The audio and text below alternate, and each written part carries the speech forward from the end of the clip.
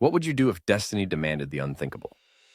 Meet Aeneas, a Trojan hero fated to escape the ruins of Troy. With flames devouring his homeland, he takes to the sea, guided by divine prophecy. But Aeneas isn't just a man of strength. He's a figure of deep emotion, torn between love and duty. His heart belongs to Dido, the queen of Carthage, whose passion for him ignites into a flame that rivals the destruction of Troy. As they share nights filled with longing, their bond grows unbreakable, yet fate looms over them like a dark cloud. When the gods intervene, demanding Aeneas fulfill his destiny to found Rome, he faces an impossible choice. Remain with Dido, or abandon her for the future of a nation.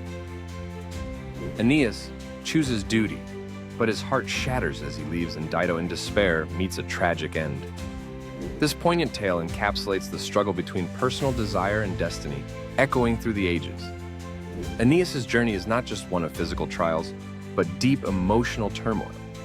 His story is a reminder that even heroes grapple with the weight of their choices, and in the end, the legacy of love and sacrifice lives on.